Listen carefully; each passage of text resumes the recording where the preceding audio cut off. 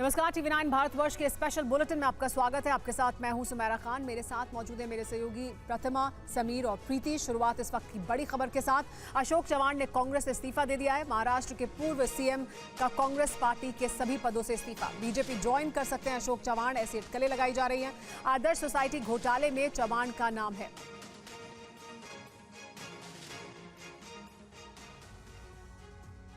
अशोक चव्हाण ने इस्तीफा देने के बाद खुलकर मीडिया के सामने अपनी बात रखी। अशोक चव्हाण ने कहा कि मैं कल तक कांग्रेस में था, लेकिन अब कांग्रेस से उनका संबंध पूरी तरह से खत्म हो गया। अशोक चव्हाण ने कांग्रेस वर्किंग कमेटी, विधायक पद और पार्टी की प्राथमिक सदस्यता से इस्तीफा दे दिया है। हालांकि इस्तीफे के कारणों का खुलासा नहीं किया। स्पीकर के पास मिल के सौंप दिया है।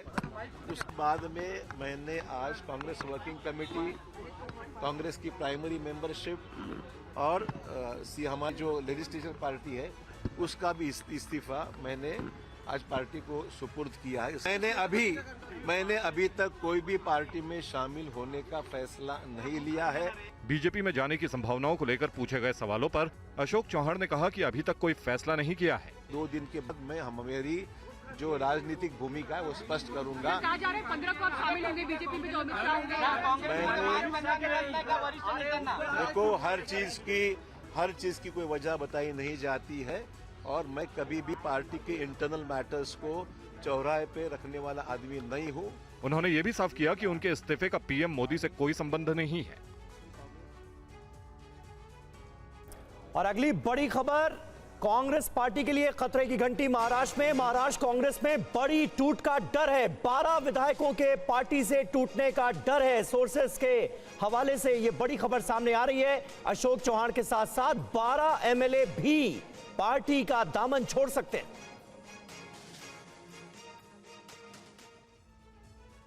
अशोक चव्हाण का जाना मराठवाड़ा इलाके में कांग्रेस को बड़ा नुकसान पहुंचा सकता है और इस इलाके में चव्हाण परिवार का दबदबा है। अशोक चव्हाण ने कांग्रेस वर्किंग कमेटी, विधायक पद और पार्टी की प्राथमिक सदस्यता से इस्तीफा दे दिया है। हालांकि इस्तीफे के कारणों का खुलासा नहीं किया। स्पीकर के पास मिल के सौंप दिया है। उस बाद में मैंने आज कांग्रेस वर्किंग कमेटी, कांग्रेस की प्राइमरी मेंबरशिप और हमारी जो लेजिस्लेटिव पार्टी है उसका भी इस्तीफा मैंने आज पार्टी को सुपुर्द किया है। मैंने अभी तक कोई भी पार्टी में शामिल होने का फैसला नहीं लिया है। बीजेपी में जाने की संभावनाओं को लेकर पूछे गए सवालों पर अशोक चव्हाण ने कहा कि अभी तक कोई फैसला नहीं किया है। 2 दिन के बाद मैं मेरी जो राजनीतिक भूमिका है वो स्पष्ट करूंगा। 15 को आप शामिल होंगे बीजेपी में, जो देखो, हर चीज की कोई वजह बताई नहीं जाती है और मैं कभी भी पार्टी के इंटरनल मैटर्स को चौराहे पे रखने वाला आदमी नहीं हूं। उन्होंने ये भी साफ किया कि उनके इस्तीफे का पीएम मोदी से कोई संबंध नहीं है। अशोक चव्हाण के इस्तीफे पर बोले पृथ्वीराज चव्हाण। अशोक चव्हाण के इस्तीफे से लगा है धक्का, ये कहा पृथ्वीराज चव्हाण ने। ऐसा निर्णय लेंगे ये सोचा नहीं था। बीजेपी जनता का समर्थन नहीं मिलने पर विपक्ष को तोड़ रही है, ये भी कहा पृथ्वीराज चव्हाण ने।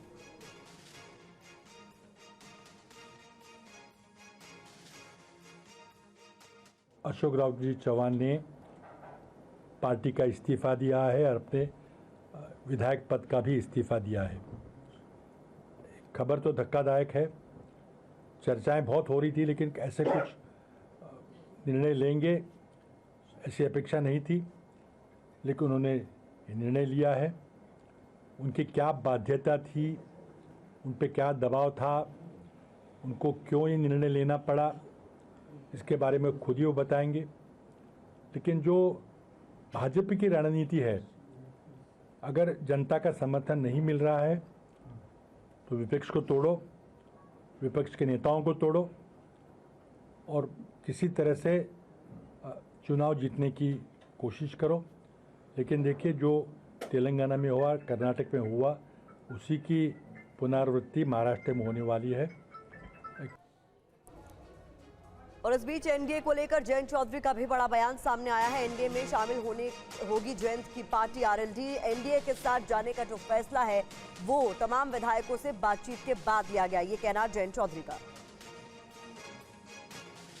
तो जयंत चौधरी को लेकर इस वक्त की बड़ी खबर है, उनकी तरफ से ये बड़ा बयान दिया गया है कि जो उनकी पार्टी है आरएलडी वो अब एनडीए का हिस्सा होगी। औपचारिक तौर पर उनकी तरफ से ये बात कह दी गई है और एनडीए में शामिल होने का जो फैसला है अपने तमाम विधायकों से बातचीत के बाद लिया गया। तो बता दें कि जयंत चौधरी जो है उन्होंने एनडीए में जाने को लेकर अब कह दिया है कि हमने एनडीए में जाने का जो फैसला लिया है वो विधायकों से बातचीत के बाद लिया है। तो सारे विधायक कार्यकर्ता हमारे इस फैसले के साथ है, ये कहना जयंत चौधरी का। तो देखिए इस वक्त की बड़ी खबर, एनडीए का कुनबा बढ़ता हुआ नजर आ रहा है। यूपी में कहा जा सकता है इंडिया गठबंधन की तमाम कोशिशों को बड़ा झटका लगा है। जिस बात के आसार जताए जा रहे थे चौधरी चरण सिंह को भारत रत्न के ऐलान के बाद, वो घड़ी आ चुकी है। अब औपचारिक तौर पर यह ऐलान कर दिया है आरएलडी ने कि वो एनडीए का हिस्सा होगी। तमाम एमएलए से बातचीत के बाद यह फैसला जयंत चौधरी ने ले लिया है और एनडीए में अब जाने का फैसला आरएलडी ने ले लिया है। यानी एनडीए का एक घटक दल आरएलडी होगी, यानी वेस्टर्न यूपी में एनडीए को एक बड़ा सहयोगी मिला है। मैंने अपने सभी दल के विधायकों से बातचीत की है और बातचीत कार्यकर्ताओं से की है और उसके बाद ये फैसला लिया। ये फैसले के पीछे ऐसा नहीं है कि कोई बड़ी प्लानिंग रही हो या बहुत समय से हम यही सोचे बैठे हों। बहुत कम समय में, अल्प समय में फैसला हमें लेना पड़ा, परिस्थितियों के कारण लेना पड़ा और हमने हमारे कुछ अच्छे हैं देश के लिए, अपने लोगों के लिए कि हम कुछ अच्छा करना चाहते हैं। और जब भारत रत्न से नवाजा गया है, हम सब का मन प्रफुल्लित है। बहुत बड़ा सम्मान सिर्फ मेरे परिवार के लिए का ही नहीं, हमारे दल तक सीमित नहीं है। देश के हर कोने में विराजमान जो हमारे किसान हैं, नौजवान हैं, गरीब लोग हैं, ये उनका सम्मान किया। क्या आज अजीत सिंह जी की जयंती पर उस तारीख की भी आप घोषणा करेंगे, कब आप एनडीए के साथ आधिकारिक रूप से शामिल हो जाएंगे? नहीं, आज की तारीख तो हम मना रहे हैं, खुशी मना रहे हैं। प्रसाद ग्रहण कीजिए आप भी। और आनंद प्रकाश पांडे हमारे संवाददाता इस वक्त हमारे साथ मौजूद हैं। आनंद, जिस औपचारिक ऐलान के बारे में कयास पहले से ही लगाए जा रहे थे आरएलडी की तरफ से, वो ऐलान हो चुका है। एनडीए का हिस्सा होगी आरएलडी, ये जयंत चौधरी ने साफ कर दिया है। वेस्टर्न यूपी में कितनी मदद मिलेगी आरएलडी के जरिए पूरे एनडीए के कुनबे को? देखिए, जिस तरह से प्रधानमंत्री नरेंद्र मोदी ने टारगेट रखा है कि अब की बार 400 पार और जिसमें बीजेपी के 370 पार का उन्होंने दावा किया, तो ऐसे में एक एक सीट इस बार बीजेपी के लिए बहुत इंपॉर्टेंट है। और आपने पश्चिमी यूपी की बात की तो पश्चिमी यूपी में बीजेपी ने 14 लोकसभा जो सीटें हैं उनको कमजोर कैटेगरी में रखा है, यानी कि उनको सी ग्रेड में रखा है। तो ऐसे में बीजेपी चाहती है कि सभी की सभी सीटें बीजेपी इस बार जीते और यही वजह है कि आरएलडी से बीजेपी ने गठबंधन करने का फैसला किया है।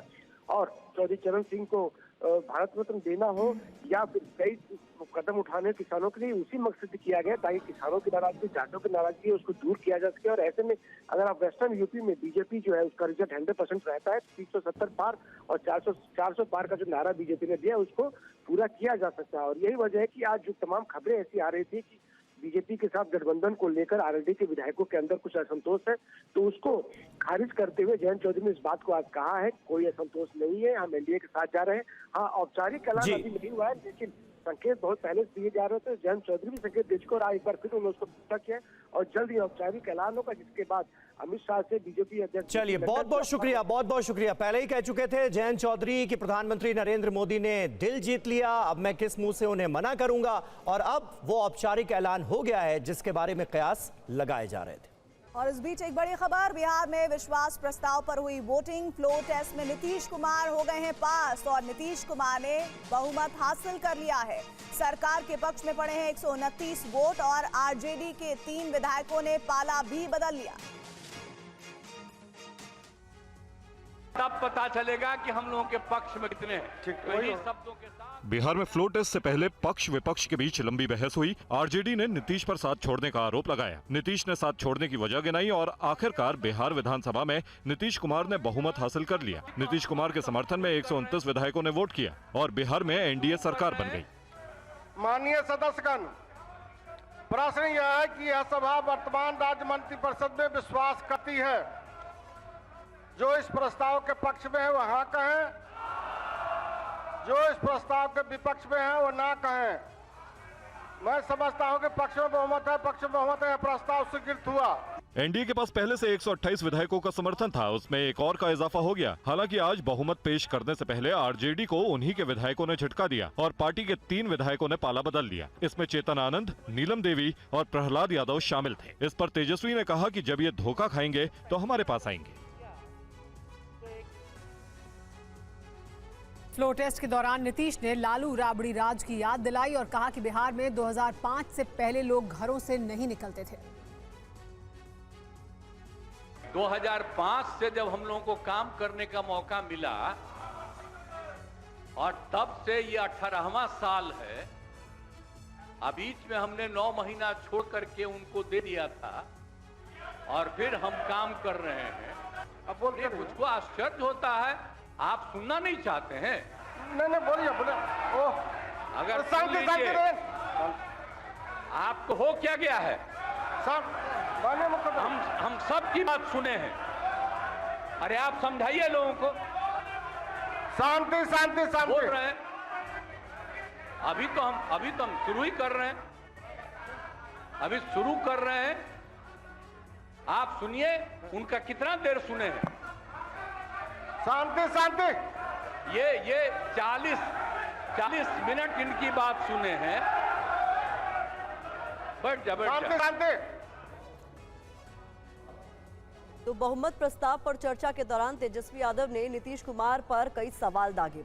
उन्होंने कहा कि आज तक ये समझ नहीं पाए कि आखिर नीतीश कभी इधर तो कभी उधर क्यों रहते हैं।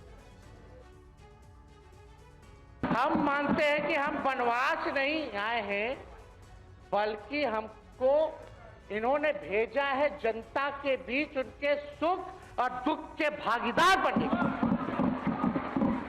पहले बार ही अपने से दूर किए, वो भी क्या मजबूरियां रही हमको नहीं पता, ना आपको पता, किसी को नहीं पता क्या मजबूरियां रही।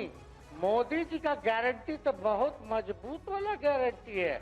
ए मोदी जी के गारंटी वालों, क्या मोदी जी गारंटी लेंगे फिर से पलटेंगे कि नहीं पलटेंगे? जरा बता के दिखा दो, बताइए।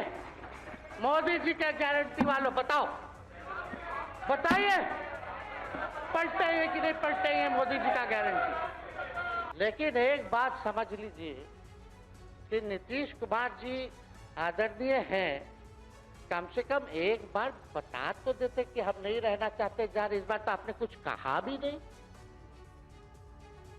तो विधानसभा में तेजस्वी यादव ने नीतीश कुमार से बार बार पाला बदलने को लेकर सवाल पूछा, जिस पर बाद में डिप्टी सीएम विजय सिन्हा ने जवाब दिया। अब आपसे कोई पूछेगा काहे बताओ नीतीश जी 3 बार शपथ लिए, तो क्या बोलिए? तू गरियात रहला पहले, अब तू पढ़ाई करत रह, क्या बोलब? हमने नौकरी दिया ही कहेंगे। हम कहना चाहते हैं, जो आप झंडा लेकर के चले थे कि मोदी जी को देश में रोकना है, आपका भतीजा झंडा उठा करके मोदी जी को बिहार में रोकने का काम करेगा। जब तक मनुज का सुख भाग नहीं सम होगा, खत्म न होगा कोलाहल, संघर्ष नहीं कम होगा।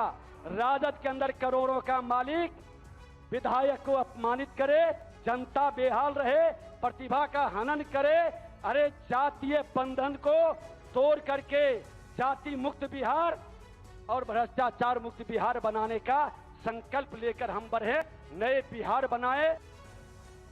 बिहार के डिप्टी सीएम सम्राट चौधरी ने भी तेजस्वी यादव के खेला वाले बयान पर तंज कसा और कहा कि क्या हुआ, खेला हो गया ना। साथ ही सम्राट चौधरी ने बीजेपी के 5 गायब विधायकों को लेकर कहा कि एक का इलाज करूंगा।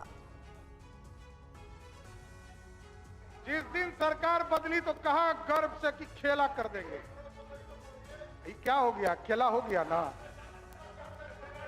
और आपको स्पष्ट तौर पर बताता हूं, ये जो 5 विधायक हमारे गायब हुए हैं ना, एक का इलाज करूंगा, गलतफहमी में मत रहिएगा।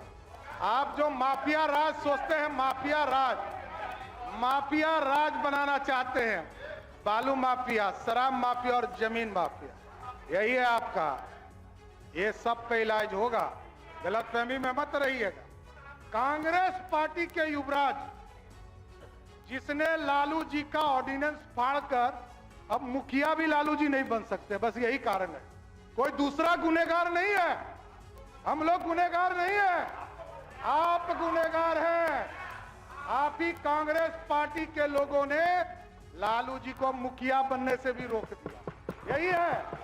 इस वक्त की बड़ी खबर है कि प्रधानमंत्री मोदी कतर के दौरे पर जाएंगे। 14 फरवरी को कतर जाएंगे पीएम मोदी। आज ही 8 भारतीयों की रिहाई हुई है। 8 भारतीयों की फांसी की सजा को माफ किया गया है और अब प्रधानमंत्री नरेंद्र मोदी कतर की यात्रा पर जाने वाले हैं। जानकारी है कि 14 फरवरी को कतर के दौरे पर जाएंगे प्रधानमंत्री नरेंद्र मोदी। कतर की तरफ से एक बड़ा फैसला लिया गया, 8 भारतीयों की फांसी की सजा को माफ किया गया। हमारे साथ इस पर और ज्यादा जानकारी के लिए मनीष झा जुड़ गए हैं। मनीष, भारतीय विदेश नीति की सफलता के तौर पर इसे देखा जाएगा, क्योंकि एक समय ऐसा भी था जब कतर की तरफ से एक स्टेट डिनर को कैंसिल कर दिया गया था और अब प्रधानमंत्री नरेंद्र मोदी वहां जा रहे हैं। जो 8 भारतीय थे जिन्हें फांसी की सजा सुनाई गई थी उसे भी माफ कर दिया गया। देखिए सुमेरा, प्रधानमंत्री की ये दूसरी कतर यात्रा होगी और जब इस बारे में विदेश सचिव से ये सवाल किया गया कि क्या ये टाइमिंग बेहद अलग है कि आज ही 8 भारतीय रिहा हुए हैं कतर से और आज प्रधानमंत्री के कतर दौरे की घोषणा की गई, तो विदेश सचिव विनय क्वात्रा का कहना था कि प्रधानमंत्री के कतर दौरे की तैयारी पिछले कई हफ्तों से चल रही थी और प्रधानमंत्री जब यूएई का दौरा खत्म करेंगे यानी 13 और 14 फरवरी को, तो फिर 14 फरवरी को यूएई से प्रधानमंत्री कतर जाएंगे और 15 फरवरी को वहां से वापस आएंगे। निश्चित तौर पर कतर और भारत के संबंधों में एक नया अध्याय लिखा गया जब 8 भारतीय रिहा हुए हैं, लेकिन साथ ही साथ विदेश मंत्रालय का ये भी कहना है कि भारत और कतर के जो संबंध है उसको केवल 8 भारतीयों की रिहाई के तौर पर नहीं देखा जाना चाहिए। कतर के साथ जो हमारा एनर्जी सिक्योरिटी का डील है या कतर में जो एक बड़ी संख्या में भारतीय मूल के लोग काम करते हैं, बल्कि कतर में जेलों में भी अभी तक करीब 700 भारतीय जेलों में बंद है, उनकी रिहाई के लिए भी विदेश मंत्रालय लगातार प्रयासरत रहे। तो निश्चित तौर पर अगर देखा जाए तो प्रधानमंत्री की कतर यात्रा टाइमिंग के हिसाब से भी और जियोपॉलिटिकल पर्सपेक्टिव से भी देखें तो बेहद महत्वपूर्ण साबित होने वाली है, जो 14-15 फरवरी को होगी।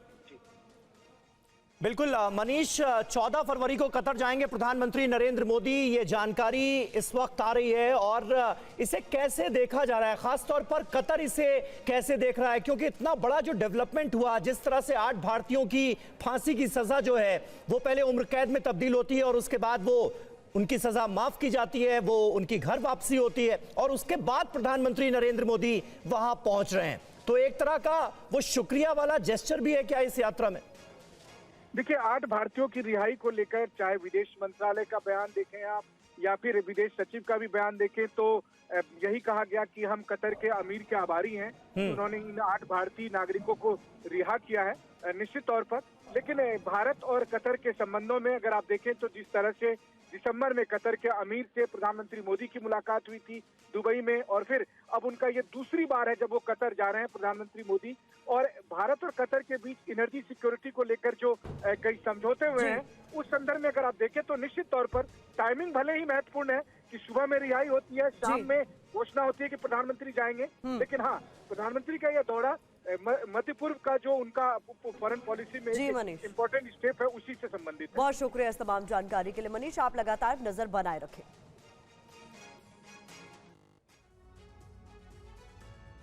कतर की जेल में बंद 8 पूर्व भारतीय नौसैनिकों को रिहा कर दिया गया। इनमें से 7 पूर्व नौसैनिक अपने वतन सुरक्षित लौट आए। दुनिया के नक्शे पर एक बार फिर से भारत की कूटनीतिक जीत हुई है। प्रधानमंत्री मोदी के अबू धाबी जाने से पहले खाड़ी देश कतर से बड़ी खुशखबरी आई। कतर में फांसी के सजायाफ्ता 8 पूर्व नौसैनिकों में से 7 रिहा होकर भारत लौट आए हैं। कतर की निजी डिफेंस कंपनी में भारतीय नौसेना के 8 पूर्व अफसर काम कर रहे थे और वहां के नौसैनिकों को ट्रेनिंग दे रहे थे। कतर की खुफिया एजेंसी ने इन सभी नौसैनिकों को बिना कुछ बताए अगस्त 2022 को हिरासत में ले लिया। इसके बाद मार्च 2023 में सभी नौसैनिकों पर जासूसी का आरोप तय किया गया। मामले की सुनवाई करते हुए अदालत ने सभी नौसैनिकों को 26 अक्टूबर 2023 को मौत की सजा सुना दी। इसके बाद भारत सरकार ने नौसैनिकों के परिजनों की मदद करते हुए अपील दायर की। साथ ही दिसंबर 2023 में पीएम ने कतर के अमीर शेख तमीम से बात की। भारत सरकार के हस्तक्षेप के बाद कतर की अदालत ने पूर्व नौसैनिकों की सजा पर दोबारा सुनवाई करते हुए फांसी की सजा पर रोक लगा दी। पूर्व सैनिकों की रिहाई पर भारत सरकार ने कतर सरकार के फैसले का स्वागत किया। वहीं विदेश मंत्रालय ने कतर सरकार का शुक्रिया अदा किया है। और भारत की इस कूटनीतिक जीत के बाद स्वदेश पहुंचे नौसैनिकों ने यह भी माना कि यह केंद्र सरकार की मजबूत इच्छा शक्ति का नतीजा है। दिल्ली पहुंचने पर पूर्व सैनिकों ने क्या कहा, जरा सुनिए। यहाँ आके वाकई बहुत खुशी हो रही है कि वापस इंडिया पहुँच गए हम सेफ एंड साउंड। और definitely honourable prime minister Shri Modi को धन्यवाद करना चाहेंगे कि उनके पर्सनल इंटरवेंशन से ये पॉसिबल हुआ, और गवर्नमेंट ऑफ कतार के हिज एक्सेलेंसी द अमीर को कि उन्होंने ये होने दिया। Without the intervention of Prime Minister Modi, it wouldn't have been. आज हम आपके सामने खड़े नहीं हो रहे होते अगर इंटरवेंशन नहीं होता at that level, highest level. And specially government of India, उनके अथक प्रयास से कि वो कंसिस्टेंटली लगे रहे, and we are there in front of you. Very thankful to the government and prime minister Modi कि हम लोग बाहर आ सके और वापस अपने कंट्री में आ सके। वाले दिन का हम बहुत दिनों से वेट कर रहे थे, और प्राइम मिनिस्टर मोदी और उनका पर्सनल इंटरवेंशन, उनका इंटरेक्शन, और एक और मौका लेना चाहता हूं कि थैंक करूंगा अमीर को कतर के, जिनके उनके इंटरेक्शन के कारण आज हम यहां खड़े हैं। बंगाल की संदेशखाली हिंसा पर स्मृति ईरानी का खुलासा। टीएमसी नेता शेख जहां पर ईरानी का आरोप, संदेशखाली में कुछ महिलाओं ने बताई आपबीती। उन्होंने कहा कि टीएमसी के गुंडे खूबसूरत महिलाओं की तलाश कर रहे थे, महिलाओं का अपहरण कर अपने कब्जे में रखते थे। बांग्ला में उन महिलाओं ने पत्रकारों से गुहार लगाते हुए कहा, टीएमसी के गुंडों के बारे में, पार्टीर लोक देखे जावे कौन बाड़ीर बहू देखते सुंदर। टीएमसी के लोग घर घर जाकर देखते थे किस घर की कौन सी बहू सुंदर है, के कौन बॉयशी, उम्र में कौन कम है। ये बंगाल की संदेशखाली की महिलाएं पत्रकारों से बांग्ला में कह रही थी कि उनके पतियों तुम्ही स्वामी होते पारो किंतु तुम्हार कोनो अधिकार नहीं। जिन औरतों को आइडेंटिफाई किया जाता, उनके पतियों से कहा जाता कि तुम इसके पति हो सकते हो, लेकिन अब तुम्हारा इस औरत पर कोई अधिकार नहीं है। इन बांग्ला की संदेशखाली की महिलाओं ने पत्रकारों से कहा, निये चले जाबे रातेर पर रात, उठाकर ले जाते थे रात दर रात, যতক্ষণ তাদের মনটা না ভরবে ততক্ষণ তোমার रिहाई नहीं।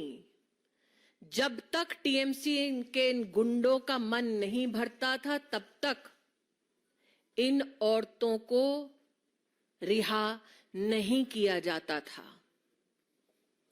ये आरोप है जो संदेशखाली की दलित, जनजातीय, मच्छीमार समाज और किसान परिवार की महिलाओं ने मीडिया के वहां पर लोकली पत्रकारों से गुहार लगाते हुए कहा।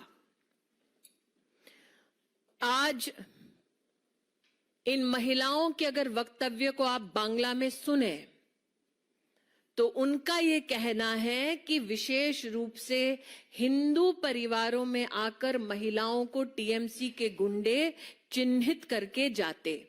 आपने सुना स्मृति ईरानी को। संदेशखाली को लेकर बीजेपी ने मोर्चा खोल दिया है। पार्टी का एक प्रतिनिधि मंडल वहां के लिए रवाना भी हो गया है।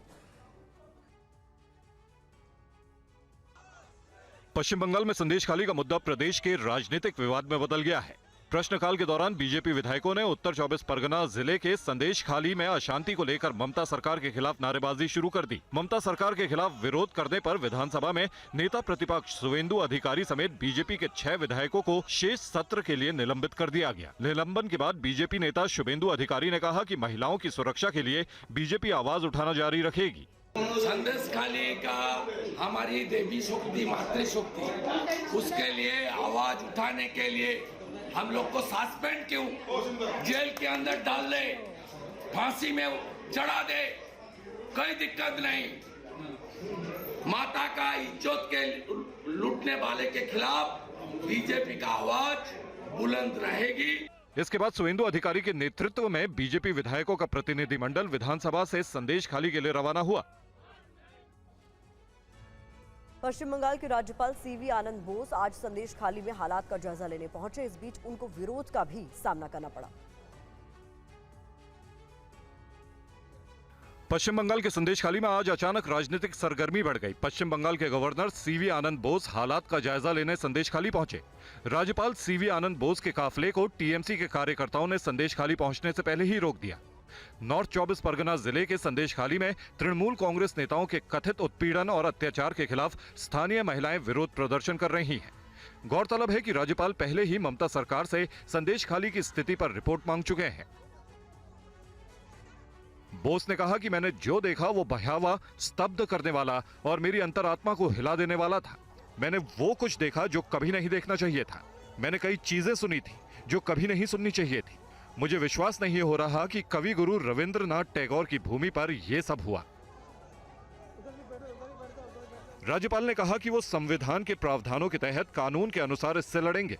राज्यपाल ने आश्वासन दिया कि सताई हुई महिलाओं को न्याय दिलाने के लिए हर संभव मदद की जाएगी।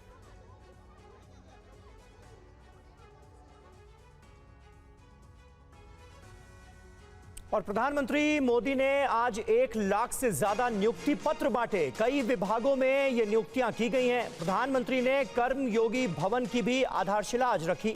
पीएम ने लॉन्च किया कर्मयोगी भारत पोर्टल पर 800 से ज्यादा कोर्सेज उपलब्ध हैं। वीडियो कॉन्फ्रेंस से पीएम मोदी ने 1 लाख से अधिक अभ्यर्थियों को नियुक्ति पत्र सौंपे। ये रोजगार मेला देश भर में 47 स्थानों पर आयोजित किया गया। नई भर्तियां राजस्व विभाग, गृह मंत्रालय, उच्च शिक्षा विभाग, परमाणु ऊर्जा विभाग, रक्षा मंत्रालय, वित्तीय सेवा विभाग, स्वास्थ्य मंत्रालय, परिवार कल्याण, जनजातीय कार्य मंत्रालय और रेल मंत्रालय के साथ साथ अलग अलग विभागों में की गई है। आज 1 लाख से ज्यादा युवाओं को सरकार में नौकरी के लिए नियुक्ति पत्र दिए गए हैं। आपने कड़ी मेहनत से अपनी ये सफलता हासिल की है। मैं आप सभी को और आपके परिवार को बहुत बहुत बधाई देता हूं। साथ ही पीएम मोदी ने आज कर्मयोगी भवन की आधारशिला को भी रखा। और डिजिटल तरीके से पैसे भेजने के मामले में भारत ने श्रीलंका और मॉरिशस को बड़ी सौगात दी है। पीएम मोदी ने आज श्रीलंका और मॉरिशस में यूपीआई पेमेंट सेवाओं का शुभारंभ किया।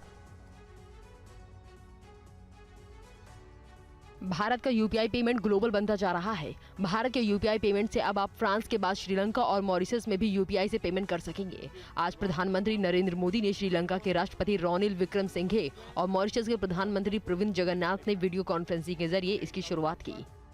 इसके साथ ही दोनों देशों में भी यूपीआई और रुपे कनेक्टिविटी मिल गई। इसका सबसे ज्यादा फायदा भारतीय पर्यटकों को मिलेगा। यूपीआई पेमेंट से भुगतान की सुविधा अब फ्रांस के बाद श्रीलंका और मॉरिशस में भी मिलेगी। इंडियन ओशन क्षेत्र के 3 मित्र देशों के लिए आज एक विशेष दिन है। अपने ऐतिहासिक संबंधों को आज हम आधुनिक डिजिटल रूप से जोड़ रहे हैं।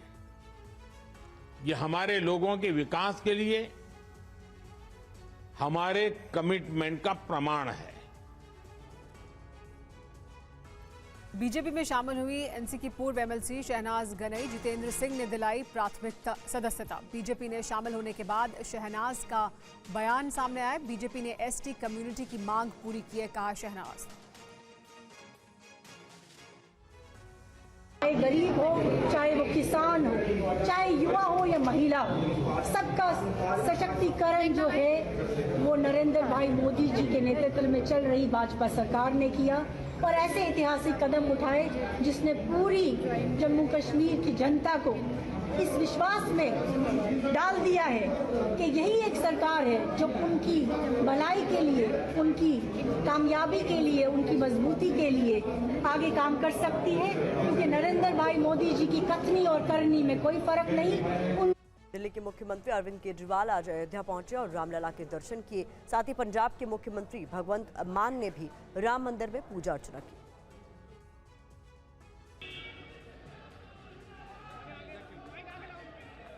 रामलला के दर्शन के दौरान अरविंद केजरीवाल भक्ति में पूरी तरह से भाव विभोर नजर आए। रामलला के दर्शन के साथ साथ अरविंद केजरीवाल ने मंदिर में हवन पूजन भी किया। केजरीवाल अपने माता पिता और पत्नी सुनीता केजरीवाल के साथ दर्शन के लिए अयोध्या पहुंचे। प्राण प्रतिष्ठा से पहले केजरीवाल ने कहा था कि अवसर मिलते ही वो अयोध्या रामलला के दर्शन के लिए पहुंचेंगे, जो मौका उन्हें आज मिला। रामलला जी के दर्शन करके एक असीम शांति का अनुभव हुआ, बहुत अच्छा लगा, उसका वर्णन नहीं किया जा सकता। ये पूरे देश के लिए, पूरे समाज के लिए, पूरे विश्व के लिए बहुत सौभाग्य की बात है कि इतना भव्य और अच्छा सुंदर मंदिर बनके तैयार हुआ है। केजरीवाल के साथ साथ पंजाब के मुख्यमंत्री भगवंत मान ने भी राम के शरण में मत्था टेका। भगवंत मान भी अपने परिवार के सदस्यों के साथ अयोध्या पहुंचे। और वहीं अरविंद केजरीवाल के साथी मनीष सिसोदिया को कोर्ट से मिली है बड़ी राहत। सिसोदिया को 3 दिन की अंतरिम जमानत मिल गई।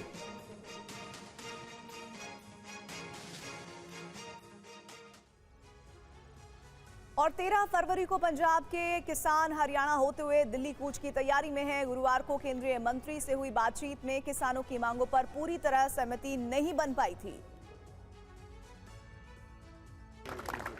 पंजाब और हरियाणा के करीब 23 किसान संगठनों ने एमएसपी पर कानून गारंटी और एमएस स्वामीनाथन आयोग की सिफारिशों को लागू करने की मांग की है। मांग पूरी नहीं होने पर 13 फरवरी को दिल्ली कूच का ऐलान किया गया है। किसानों ने अपनी पुरानी मांग को लेकर एक बार फिर से मोर्चा खोलने का फैसला किया है।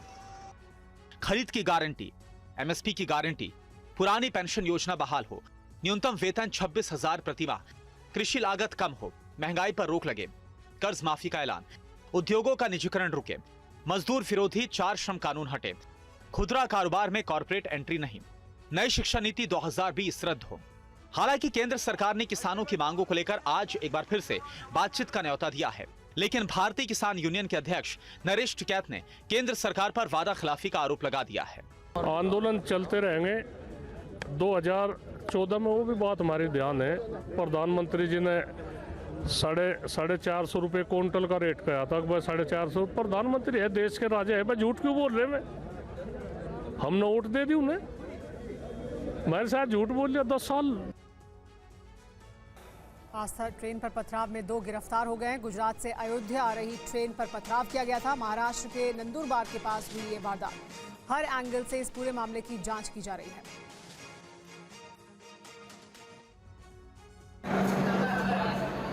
गुजरात के सूरत से अयोध्या जा रही आस्था स्पेशल ट्रेन को अराजक तत्वों ने निशाना बनाने की कोशिश की। मामले में पुलिस ने 2 लोगों को गिरफ्तार किया है और आगे की पूछताछ की जा रही है।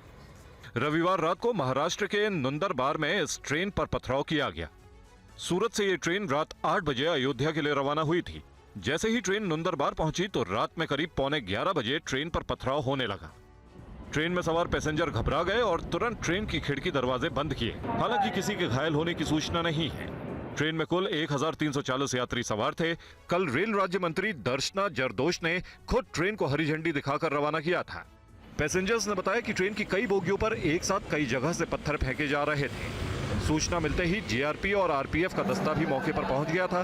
करीब 15 मिनट तक मौके की जांच पड़ताल के बाद ट्रेन को रवाना कर दिया गया था। जीआरपी और आरपीएफ की टीमें मामले की जांच में जुट गई हैं। पुलिस साजिश के एंगल से भी जांच कर रही है। और इस बीच बड़ी खबर सामने आ रही है। हल्द्वानी हिंसा में 30 लोगों को गिरफ्तार किया गया। हिंसा के आरोपियों का मेडिकल किया गया। हल्द्वानी में पुलिस ने कार्रवाई तेज कर दी। हल्द्वानी हिंसा के 30 आरोपियों को पुलिस ने अभी तक गिरफ्तार किया गया है। अभी आप देख सकते हैं कि जो आरोपी हैं उनको मेडिकल कराने के लिए यहाँ बेस अस्पताल लेकर के आए। ये दंगे के आरोपी हैं जिनके पहले बार चेहरे जो हैं वो आपके सामने नजर आ रहा है। ये दंगे के आरोप में, हिंसा के आरोप में गिरफ्तार किए गए आरोपी हैं। 25 आरोपियों को कल गिरफ्तार किया है और 5 आरोपी पहले पुलिस गिरफ्तार किए थे। कुल 30 आरोपी अभी तक इस मामले में पुलिस ने गिरफ्तार किए। आपके सामने पहली बार ये तस्वीरें उन आरोपियों की जिन्होंने बनभूलपुरा इलाके में हिंसा फैलाई थी, उपद्रव किया था, पुलिस थाने को जलाया था, सरकारी गाड़ियों को जलाया था। इसके अलावा जो नगर निगम की जेसीबी थी उनकी गाड़ियों को भी जलाया गया था, उनकी जेसीबी को जलाया था। पहली बार ये तस्वीरें उन उपद्रवियों की आपके सामने जिन्होंने हल्द्वानी के बनभूलपुरा इलाके में हिंसा फैलाई, उपद्रव मचाया, पेट्रोल बम का इस्तेमाल किया, पत्थरबाजी की, गाड़ियों में आग लगाई, पुलिसकर्मियों को थाने में अंदर बंधक बनाकर उनके उस थाने को आग के हवाले कर दिया। यहाँ रुक रहे एक छोटे से ब्रेक के लिए। खबरों का सिलसिला TV9 भारतवर्ष पर जारी।